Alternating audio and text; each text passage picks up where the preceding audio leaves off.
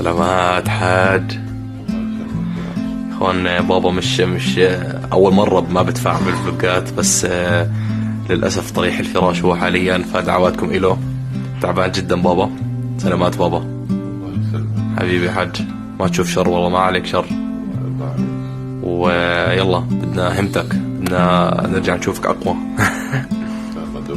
سلامات يا اخوان، دعواتكم لبابا وان شاء الله يقوم بالسلامة. فزي ما حكينا لكم بابا اليوم، ما بتقول لك قوم غسل وتنشط. يلا روح نحاول ان شاء الله، اذا قدر بابا راح يشاركنا الفطور. وبس والله دعواتكم.